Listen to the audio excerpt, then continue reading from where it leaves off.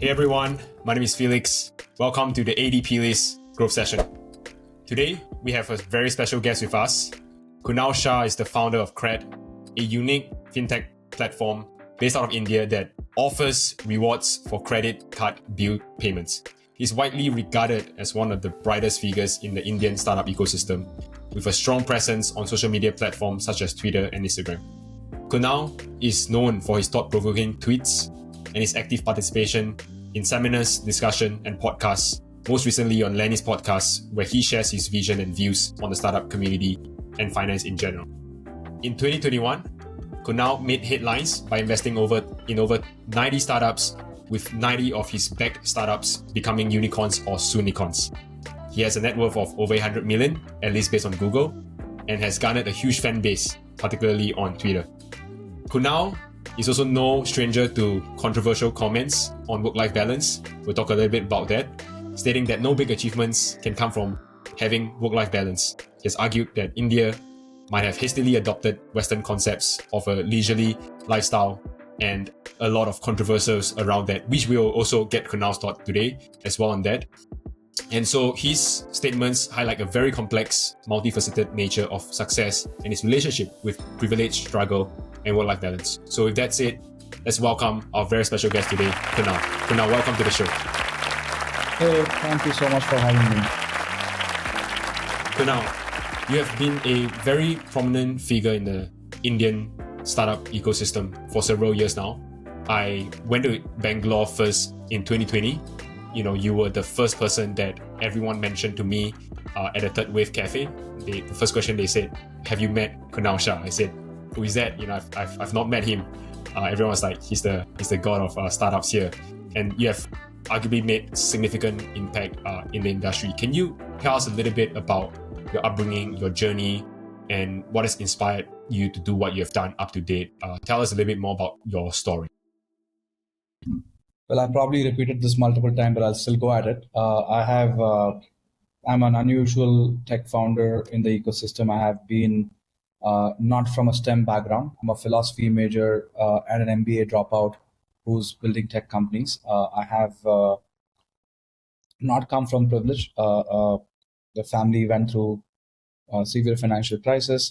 Early on in my life, I've done all sorts of odd jobs, from data entry operator, delivery boy, to selling pirated CDs. I've done all sorts of things to survive. And kept on building different things. Largely, earlier versions was only survival, and then started doing very interesting things after that. I have been involved with tech in different capacities. I've built a large BPO company before. I built a small software company before. I was also a small e-commerce seller for a bit. And I've also built a mobile payments company, which I built from 2010 to 2015, called Freecharge. Exited that. Then I was with Y Combinator for a year. Actually, Sam Altman, who is now the founder of OpenAI, actually recommended I kind of do a part-time partner role at YC. So I was involved for a year. Then I was at Sequoia Capital for a year as well before building CRED. I have had the luxury of investing in many high-quality companies and being around great founders. And I primarily invest to learn. I have not always had the mindset to kind of think about multiplying money necessarily from that perspective. If it happens, it happens. And I have also been very fortunate in doing many interesting things in the journey of building various companies, but also advising many companies, which gives me a good perspective across industries, across dimensions, across products. I believe that best consumer entrepreneurs or best consumer product people should not be one-dimensional in terms of understanding one business, but they should connect dots between all sorts of businesses, and they should be perpetual student to understand many things, to connect dots to make sense between many things. And net, I've been very lucky in my journey. CRED's motivation was actually quite simple. We realized that we all get penalized for bad behavior, but rarely get rewarded for good behavior. And India was in an early journey of experiencing credit cards, experiencing credit. And we said, what if we could, and comes from a personal motivation, like the family's bankruptcy came from bad loans or doing some kind of indisciplined financial behavior, and I realized that what if we could reward good behavior and therefore train the generation to kind of be better at many things. So net that was the motivation of building CRED. Started with a simple idea that what if you get rewarded for paying your credit card bills on time, because it was very common to be punished badly for missing your credit card bill payment even for a few days, but there was no concept of rewarding, and we have been very lucky. We have a large market share of credit card bill payments in India going through us, and we've also managed to build a decent scale business on top of that. We are probably 5.5 years. We are 5.5 years old now in terms of building, and we've managed to build interesting products on top of that. We built a UPI platform, we built a lending platform, we built a commerce platform on top of it. We've recently launched a product called as Garage, where you can manage your vehicles on the platform, and intend to kind of keep building more and more services for this cohort of customers, which is a small cohort of customers. And like most Asian markets, India is also very concentrated in top group of customers. If you see one common trait in Asia, you will see is that, let's say 5% of customers contribute to 70% of all consumption in some ways, right? So we just focused on those customers, build for them, versus kind of building a mass app that appeals to everybody, but just focus on the most creditworthy customers and constantly figure out a way to reward them for good financial behavior, and then build a large cross-sell machine on top of that. So that's a quick background of all my journey so far, but happy to deep dive into anything that you wish to. Yeah, thanks so much for that, Kunal. I think, the first time that I met you was actually through, Pick 15's SES program, and you were one of the speakers there. And we're obviously introduced by Peter. And I'm so highly impressed by the way you think about products, and I think in general, just the way you think about the world and how you, sought truths and opportunities that no one has seen. I would love to dive first into that, right? You talk about this whole credit card payments thing that, obviously got your family into bad financial trouble. I mean, any kid would have seen that problem, but not every kid would have wanted to do something like what you have just done. Maybe to poke on that a little bit, walk me through some of the thoughts of how you look at, the world in order to discover truths like that helps you, execute on very unique ideas and work on new strategies as well. How do you view the world and how do you spot opportunities like that?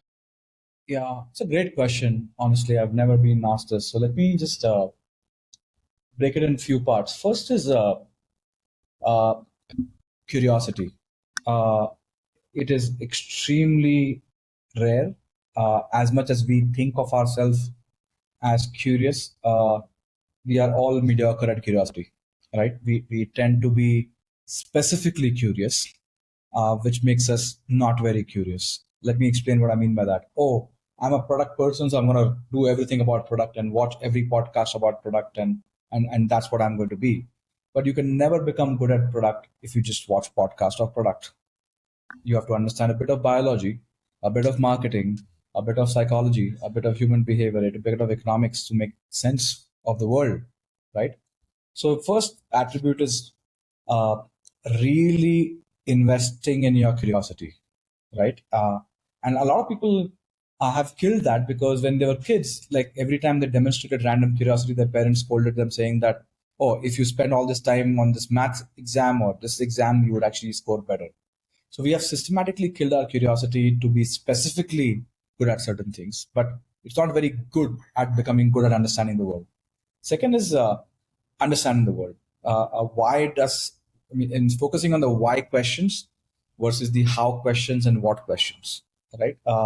And why is a very interesting concept. Like if you ask a question of why, get addicted to the question of why, you will have hundreds of things that you don't understand why they exist. For example, why do people like podcasts?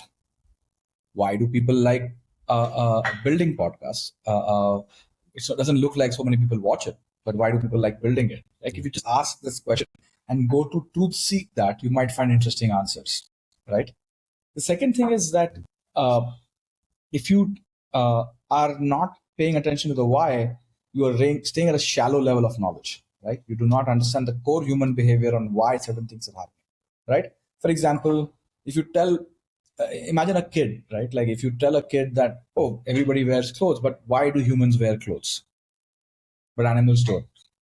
And why do we have the ability to have cars, animals don't? Like the moment you kind of take these things, that the questions are all around us.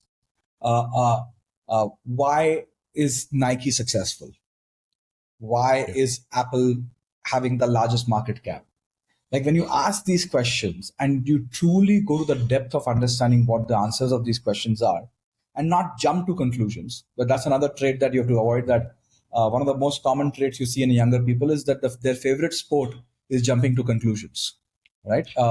And that's not ideal, right? And especially in this impatient dopamine world where we want to watch that 5-second clip to get an answer, right? That's not going to help too much to get to depth of things. The third thing is looking for inefficiencies, right? We all feel them, right?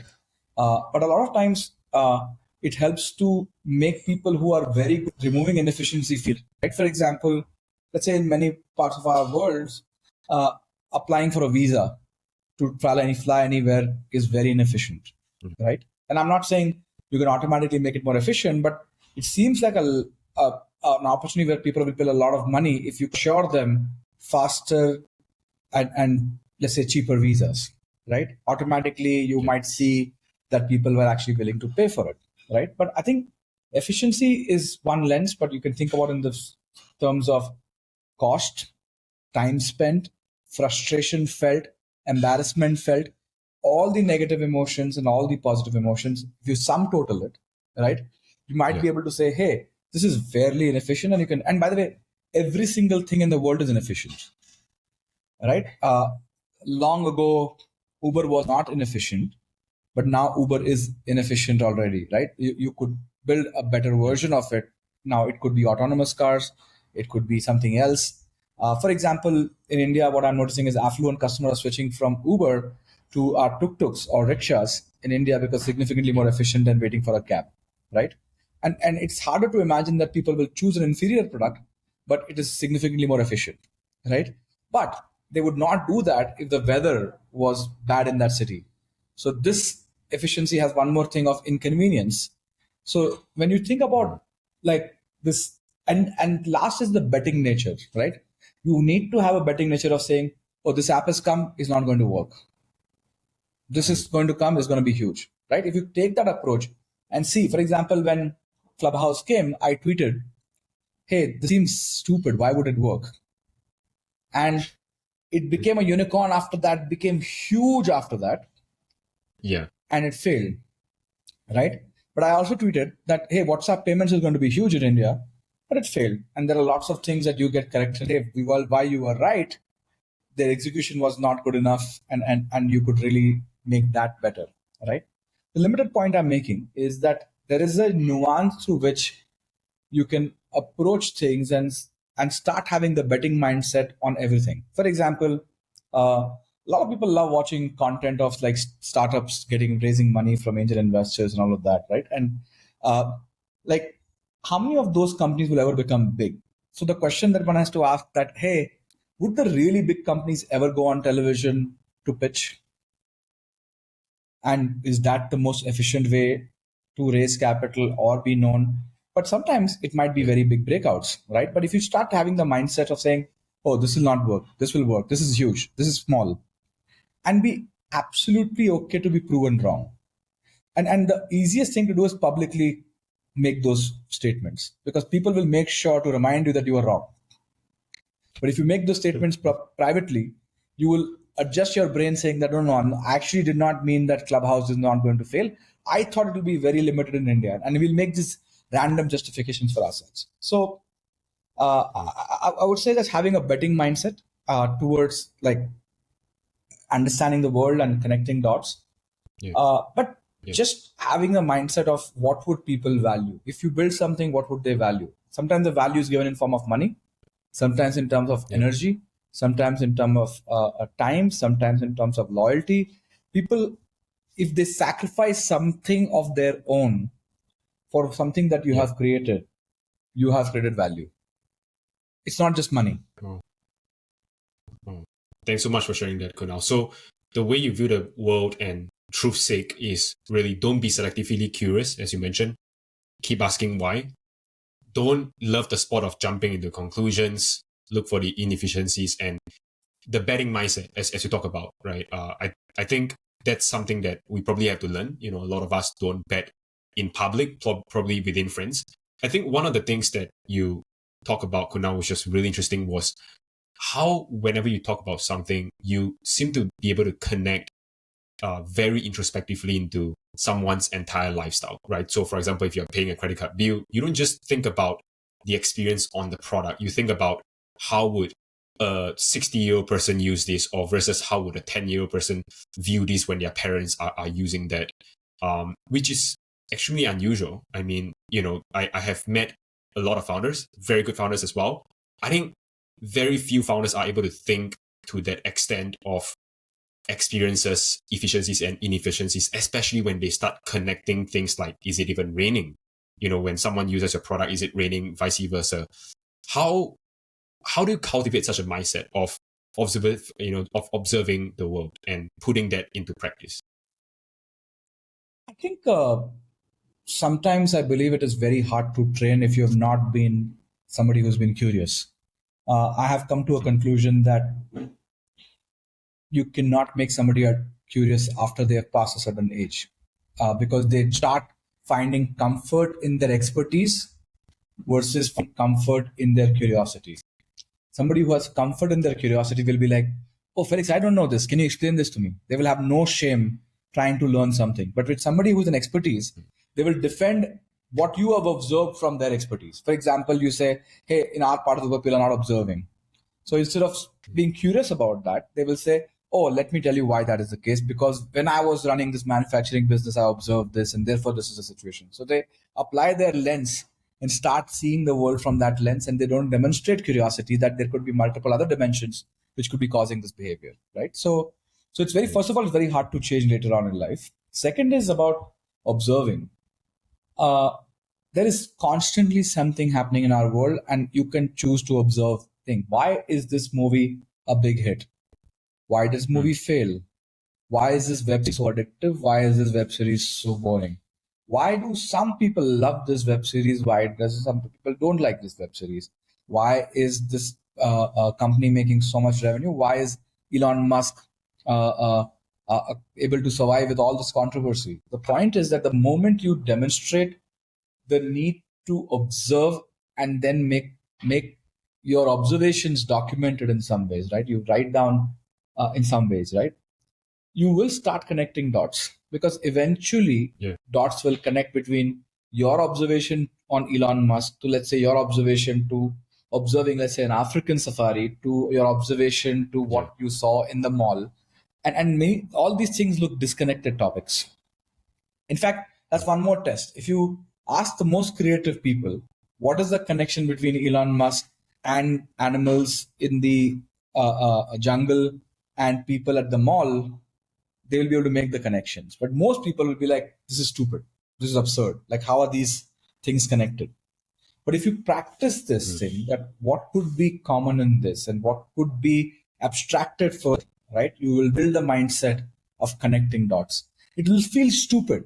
That's another thing, that a lot of people don't do things when they initially feel stupid, right? Imagine trying to play a new sport. Let's say, Felix, let's say you're good at racket sports, but you've never been good at, let's say, swimming. I'm just making this up. When you do the swimming for the first few days, you will feel absolutely stupid, especially if you do not know how to swim, right? But most people avoid that feeling and just decide to not do that because they look like an idiot.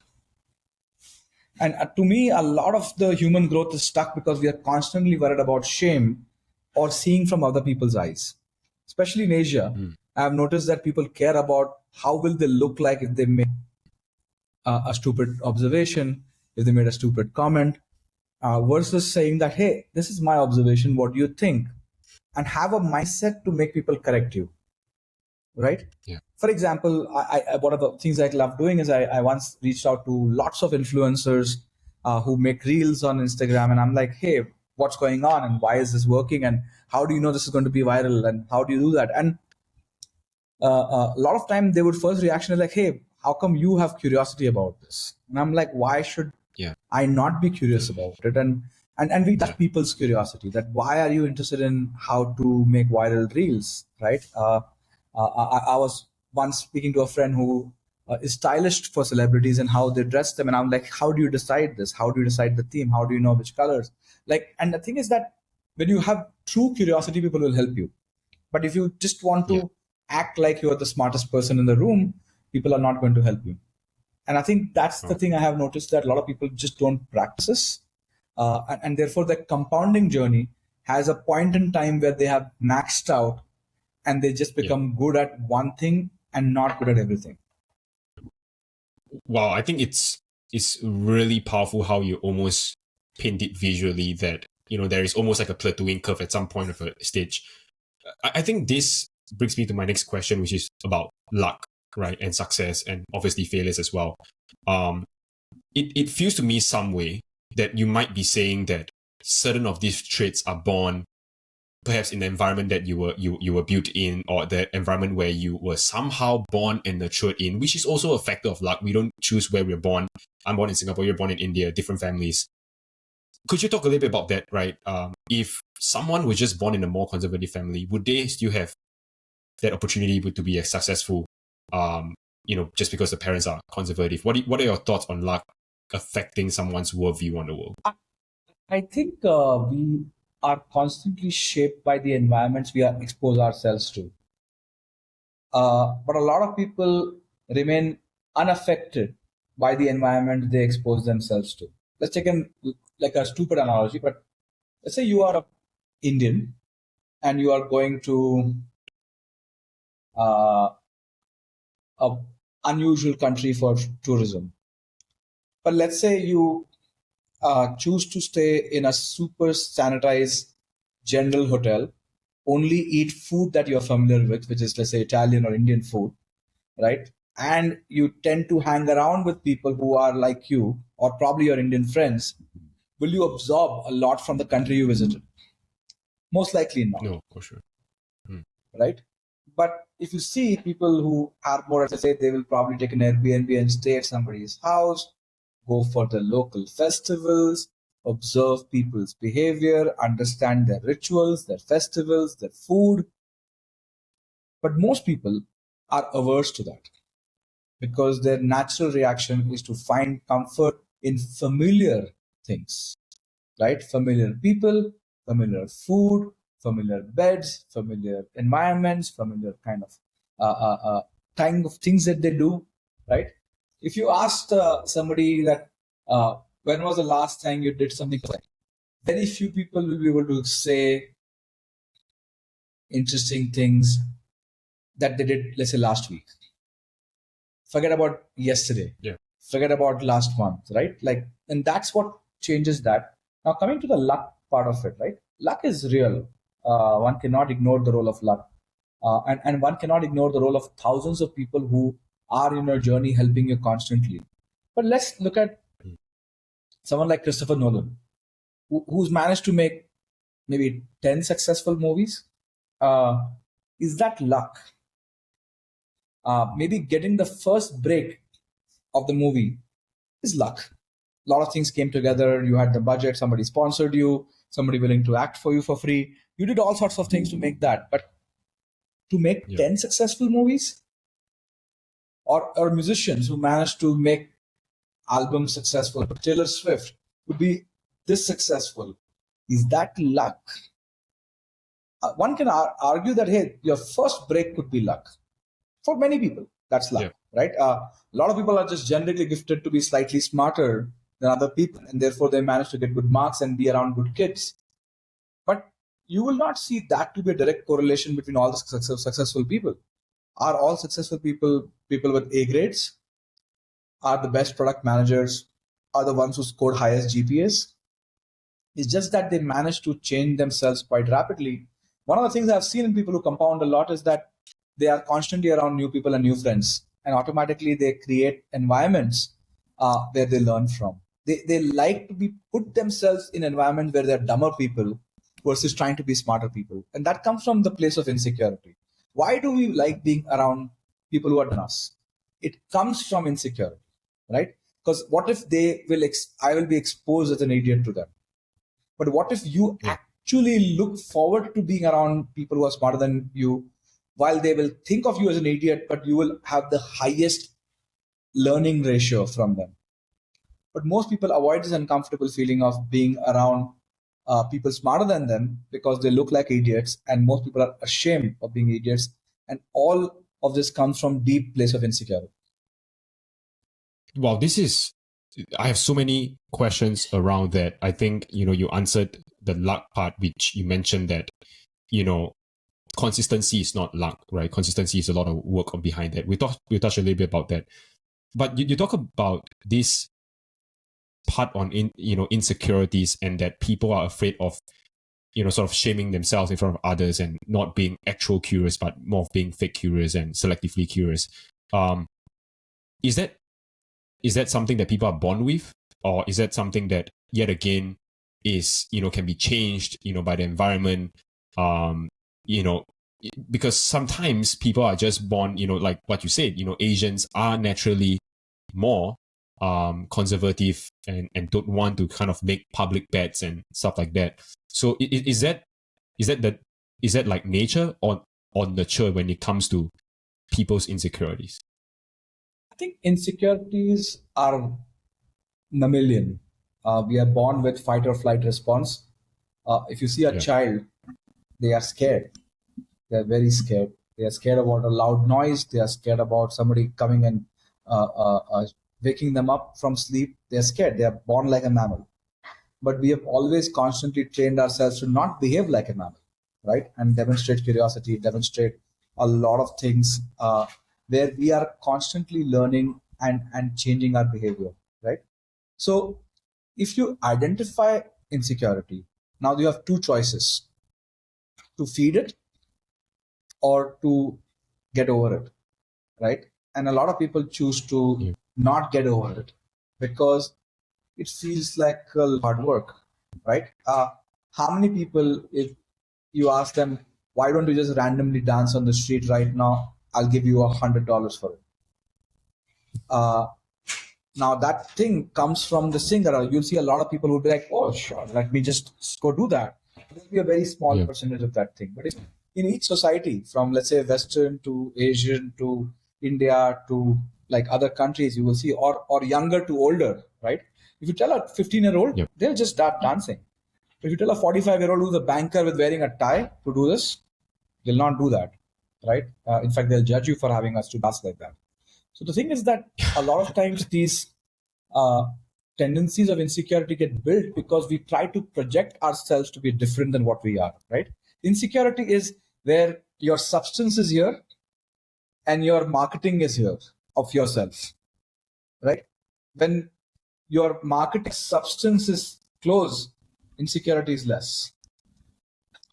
But when your substance and your marketing about yourself is distant, you will have deep amount of insecurity because you have projected yourself to be cool and smart and this Yeah. and that, an expert on this topic, and I understand this product, I know this metric, it's done, right? And your substance is here, and therefore it's easiest to offend these people because you can easily poke holes in their marketing story because the substance is not behind that.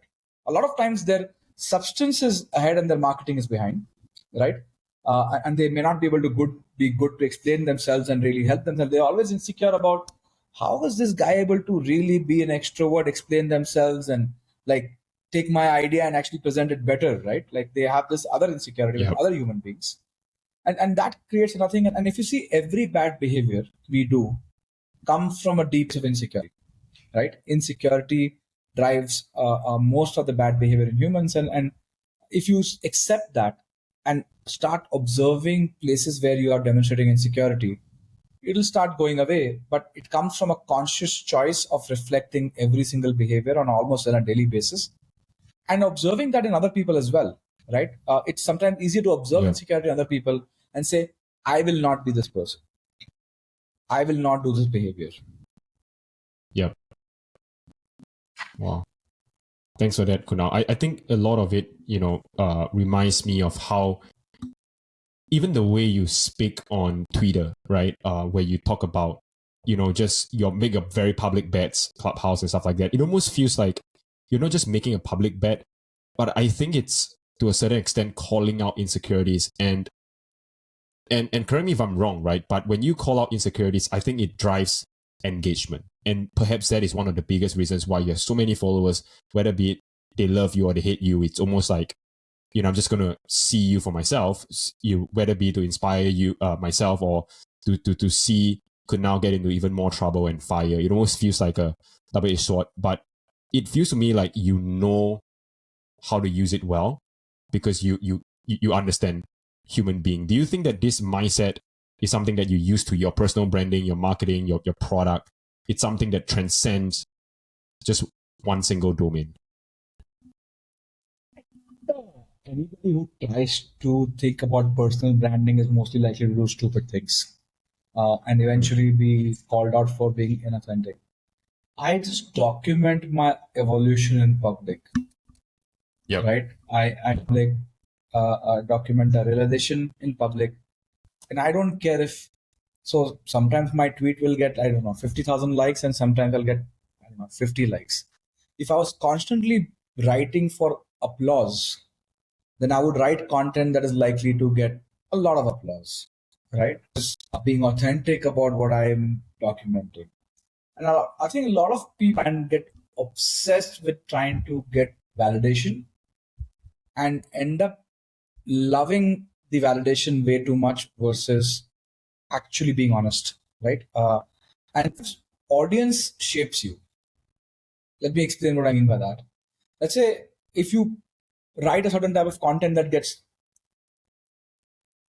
more likes than other content, then you say, oh, let me write more of that. And let me become more of that, right? For example, let's say you're an influencer and you realize that, oh, once I danced on the reel and that got the highest thing, now you just start dancing more versus what your original idea of building content was. So a lot of times we get shaped by the audience. And in terms of love or hate, I think if they follow you, they're interested in you. I think love and hate are very limiting words. Somebody following you is interested in you. And I think we are obsessed with likes and dislike because we have used the word like to like something. But what people are doing is they're really interested in you, right? And I think in being interested, an interesting thing because by design, it's hard to be interesting, right? And very hard to be interesting continuously. Let's say, take an example of a comedian. You like their humor, but eventually you will not like their humor because you're like, it's just repeating the same pattern, right? But if you are observing somebody who themselves are evolving and they are making their evolution public, then it's also you are part of their journey of their thinking in some ways, right? And you're part of the journey. So I think a lot of times people get too obsessed and caught up with, oh, this person loves me and hates me and cancels me and trolls me. How does it matter? Wow. Thanks so much for that, Kunal. It really feels like it's not a black and white world, and it's not just likes, dislike. It's for you, it's about documenting and just kind of improving yourself more than trying to prove something on social media, which I think it's really interesting to see this side and have you share it here today. Now I want to move on to the next topic, which I think we will talk a little bit about success and inheritance. I think it's quite a controversial topic that you spoke of, but obviously I want to understand more of the why today. So Kunal, obviously you are when I first met you at Search, you were one of the speakers that I think everyone could agree that you struck us as very deep, personal, yet I think someone who is fearless, if I could use that word. You're no stranger to failures or success. And last year, you ignited quite the fire debate between yourself and PineLab CEO about the nature of success and inheritance, in which you said that success cannot be inherited, but it is a result of one's individual struggle, whereas PineLab CEO Amrish defer that the role of privilege, plays a part in success. Could you walk us through your thinking and why you landed on that conclusion on why I think success isn't everybody inherited? has different lesson for success, right? For example, imagine a kid who was playing, like, think about Serena and Venus Williams. They came from a not a great background, did not have privilege to train, did not have good trainers. And if you see their slope from where they came and what they went to, is insane, right? It came from insane amount of struggle. But there could be a lot of kids who are, let's say, in Bombay or Singapore and privileged and had access to tennis and tennis rackets early on in life, could manage to get a coach early in life, but they managed to just win the tournament in their club, but not the world's tournaments, right? So what you notice is that very rarely you see extreme success come from a good starting point, right? It is always relatively lower. So because people maintain their slope in life, right? If you're privileged, your slope is muted, right? Let's say I'm already good tennis club, I already have a coach, so this is what your slope is. But you'll see that, okay, let's do the analysis. Like, what percentage of the best players of tennis who have been ranked number 1 or 2 came from privilege? It'll be interesting to see that, right? Or what percent of the unicorn founders came from privilege? Or what percentage of most successful artists came from privilege? But you can say, hey, but there is an example of nepotism in, let's say, Bollywood, where kids of stars get a chance to be on the movies, right? But that's an interesting thing. But will they become an extraordinary actor just because they got the first movie easily because of their parents? Yes, they got a movie. That's great. But what percentage of the kids who are born through stars become successful? I don't think it's a huge number. Many of them are absolute failures because you can get lucky to be featured in a movie, to be consistent, to make 10 successful versions of that and make people absolutely love you for a long period of time is insanely hard. So I think a lot of time we forget that, and also it's what do we define as success? Because for many people, I don't know, getting a nice job and being able to buy a house and take care of their kids' education is success. And I'm not saying it's wrong, but everything is relative. But when you see an extreme success, you will see an extreme slope all the time. Wow. So it's the way you put it is that the slope continues the way that it has always been. So if your slope, it's always pretty smooth, it would just be pretty smooth. But if your slope is steep, then even while you're successful, it goes even steeper and you become even more successful, which, in the case you mentioned. Interesting nuance on slopes is life events play a big role on the direction of the slope or degree of the slope, right? Let's say you went through some journey, bad injury. Did the slope go down? Did the slope go up after that? Or you went through a very rough breakup or a divorce. Did the slope go down or go up after that? You did a startup and did the slope go up after that or down after that? So life events are the test of your slope, which can create... Wow. Yeah, go on. Sorry. No, I'm saying that's what creates this change slope degrees, right? So, and many people are, when they are privileged, they do not get gifted with life events where they can change their degree of slope. Wow. That is such I think, a powerful analogy that life events is where the inflection point of whether it goes deeper up or maybe it goes deeper down, right? And I could imagine for you, perhaps your family has sort of stepped steeper in the sense upwards for you. I'm curious, what are these points personally in your life, talking about these major points, if any you could share? It has to be some version of crisis for us. Like, it was not having money, not even having money to eat. mean, nothing can give you basics of life. And I think what is the biggest curse of successful parents? Everything but the struggle that they had. In fact, they constantly work towards removing the struggle from their children's life. Let me put you in the best school. Let me get you the best coach. Let me make sure that you have a car to be dropped. And let me make sure you have great food.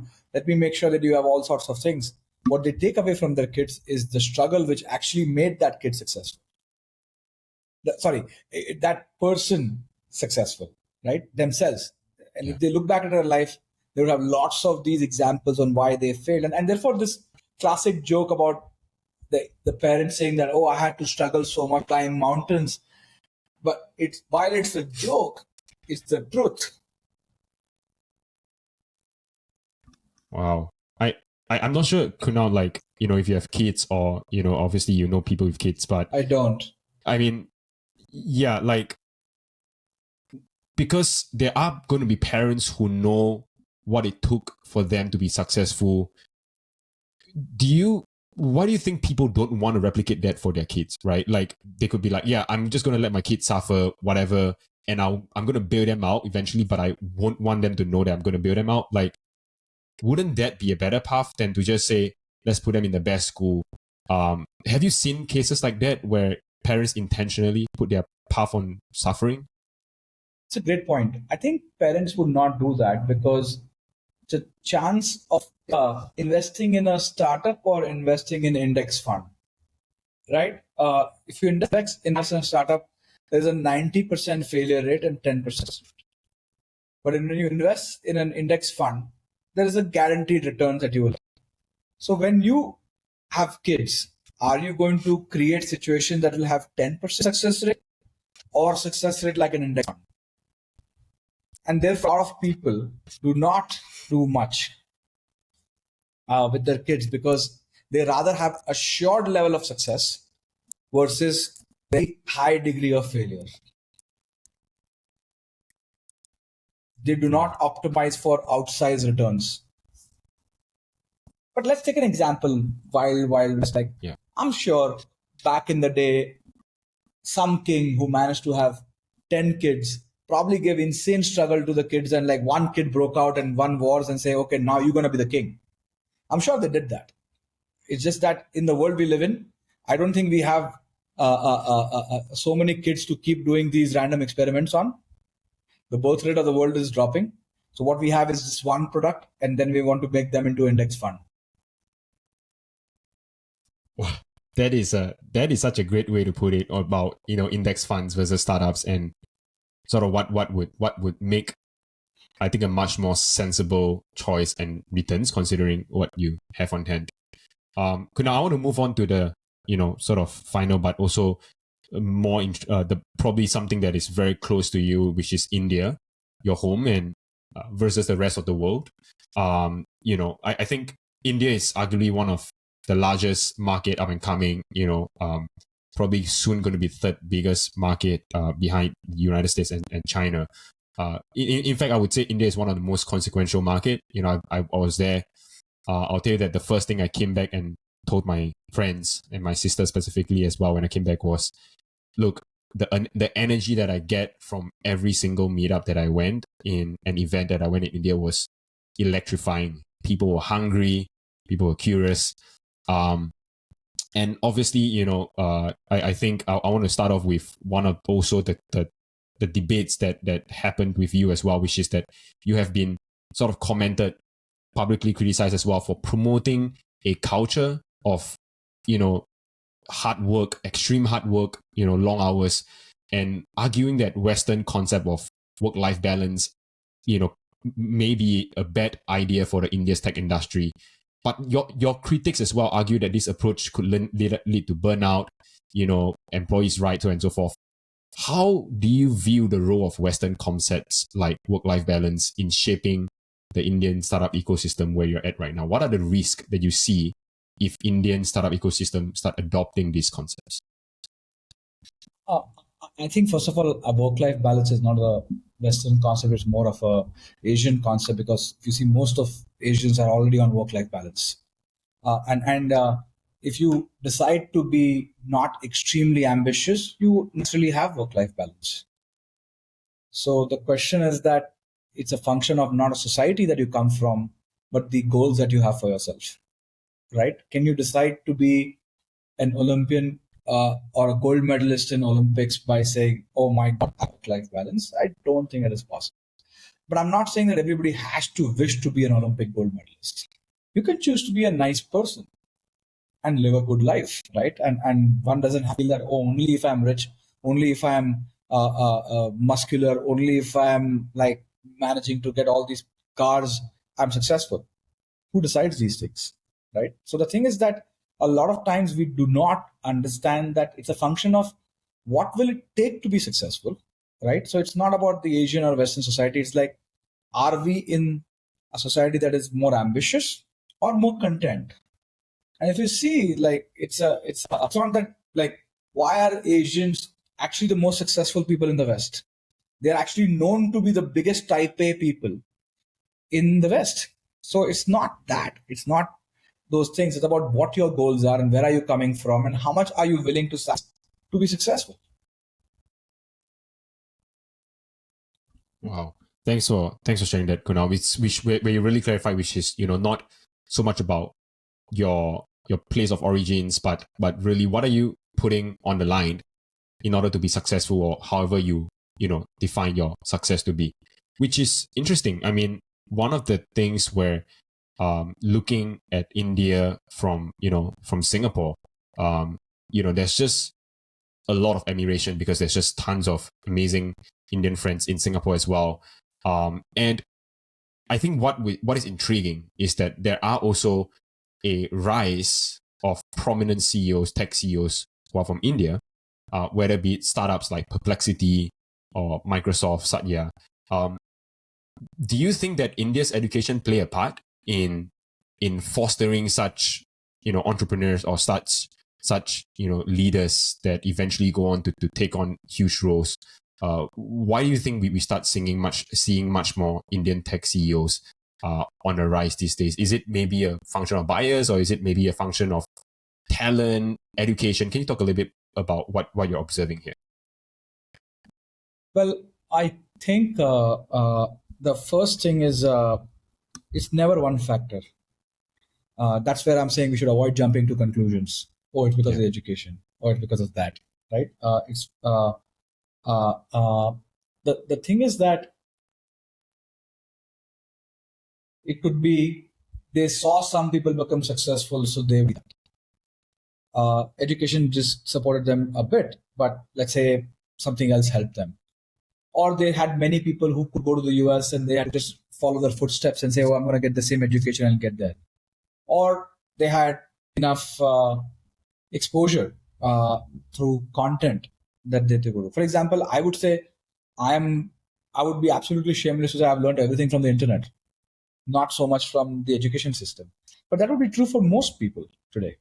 They would actually attribute the institutes to be the places where they met smart people, but not the reason where they learned something from, right? How many of us will say, oh, what I learned in my course? That's not what the purpose of college is. College is basically a selected group of people who are smart, who are compounding, and they become a good company to each other.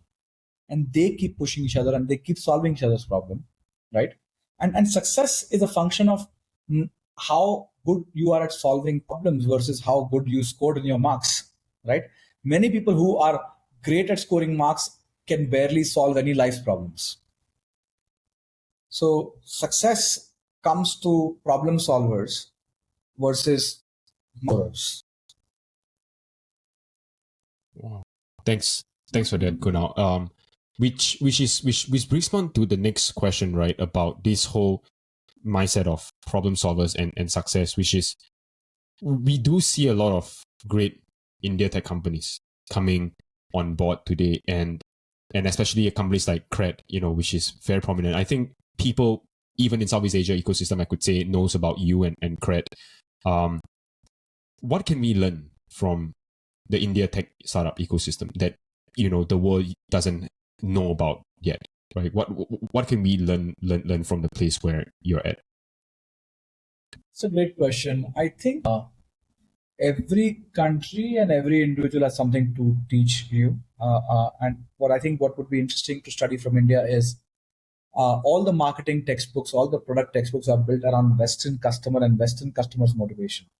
For example, uh, Western customers value time, and therefore SaaS companies are a huge hit uh, in the West. But you will rarely see large SaaS companies in Asia because people don't value time. So understanding core human behavior and what do people value is 10 times more important than probably just copying a business model from the West. So I think what India can teach you is that there is an onset of companies that are focusing on solving India's motivation versus trying to replicate Western models. And I think that would be the biggest lesson to say that, hey, how to build for Asia is probably in India, China, many of these countries versus any of the Western. And unfortunately, there's a lot more media and content from the Western world to everybody else versus Asia content. And also, we don't talk to Asians as much. We have a cultural bias towards that. And therefore, we are less likely to watch. But let's say everybody in South Asia are going to watch Sam Altman's content, and maybe that is relevant, generic, but there are some nuances which only apply to a Western society, which is individualistic versus collectivist, values time versus does not value time, focuses on, say, building versus living life. Our societies have lower divorce rate. Our societies have lower dating culture. We have more arranged marriages. And how do you apply a lot of these things to, let's say, in the customers in your country? So you need to understand, and the easier test is to sometimes make a product and say that, hey, if potentially your parents were their customer, would they pay for it? Sometimes it's very clarifying when you ask yourself this question that would my parents pay for it? Wow, that is a great sort of, would you be disappointed test kind of, but a very different way to frame it, which is interesting. Now let's flip that question, right? Now that you talk about what we can learn from India, which is the way that people view and build for that Indian customer behavior, what do you think we should not learn from India? Is there anything on that flip side? I think India was cursed with a lot of capital. I'm using word curse. When you have excess capital, it makes you people solve problems through money versus actually solve problems through using their brain. So a lot of times that lesson where India was overcapitalized, you think that only way to build business is by burning a lot of money. And I have many journeys where there's a firm belief that the only way if you lose money, you're able to build scale, or we can only do a startup only we can get funded. I think these are the exact things to be avoided. Thinking that funding is like thinking that only if I have Nike shoes I can run. It doesn't work that way. Wow, that's such a great analogy. I mean, I run a lot, and I 100% agree with that. Kunal, you talk about, obviously I want to be mindful of the time, but you talk about startups as well, and that folks, all these things that we learn from India and don't learn from India, which is capital intensive. You invested in 90 startups, 9 of them, unicorns, soonicorns. What do you look for in a startup when you decide to invest? Considering that you have quite a good hit rate, 10% of unicorns. I think that's pretty high. Do you look at? I don't want to jump to conclusions, but what do you look at? I don't know if I have this 10% hit rate. I don't know where I've said this, but I have to think about that. What is my hit rate? But I think nuance is look for high slope people who have demonstrated slope in the past and have this hunger to be giving their soul to it. That's another thing that we assume that all the people who are ultra achievers have to be assholes. It doesn't have to be the case. You have to look for people to be nice, because to build teams, to build communities, you have to be a nice person. At least in our part of the society, you can absolutely get ruined if you do not focus on being nice as well. Third is look for is there a large enough market? And a lot of time people don't understand that, but it takes experience and failing in many investments or failing in building many things where you say, oh, this is not work. This is not a market for India. for example, once upon a time, India, like 5, 6 companies were funded for doing laundry startups. But in Asia, we don't have this concept. We have enough staff that can help us and other things. So that is not a product to be built. Last is how much do they understand what they are building? My simple framework is, if I understand about their business more than they understand about their business, that's usually a red flag. Because if I am part-timing my life to know about your business and know more about it, then how are you not good at full-timing into this business? And you're going to give your life to it and your surface level on insights. Wow. So 3 things, high slope, market size, and making sure that they know what they're doing. Thanks for that. I mean, one of the things that really makes me curious, which is a quote that Da Vinci talked about, which is that God is willing to sell you anything at the price of labor. So you talk about market size, you talk about knowing your stuff, but what if someone doesn't know their stuff yet, but have an extremely steep slope? How do you make of that? Sorry. How do you make up of somebody has a good slope? Like, I didn't understand the question. Yeah. So someone who is willing to work extremely hard, has a steep slope, but doesn't know much about their market yet at that point when they come to you. Well, I think that's use. You're expecting somebody to give you their money, and you are saying that, hey, I'm going to figure this out. And I'm not saying you to figure out everything. You have to have some differentiating asymmetric insight that nobody's seeing. And that you don't see it. By the way, I can tell you that asymmetric insight is stupid and not likely to be true. And I can show you my proof for it's true. But if you do not have anything to defend, then tomorrow you will change your startup idea because somebody else said something else. Yeah. Wow. That's powerful. Thanks for sharing that. Kunal, I've just last 2 questions for you, which I think would be very interesting for everyone to hear your perspective. One of it, which came from a title of a TED Talk, and I'd love to hear your point of view, which is, do you think that the world is getting better or worse? There's so many news around, conflicts. Yeah. We recently come by COVID. What do you think? The world is getting obsessed with categorizing everything into bad or worse, good or bad, love or hate. The world never operates in 2 categories. So my biggest observation is that everybody has lost their patience and ability to be resilient, and they want to categorize people, categorize events, categorize things into small things. 2 things. Is the world better or worse? The world is the world and it will continue to keep doing what it's doing. And why should we be tempted to give these polarizing adjectives?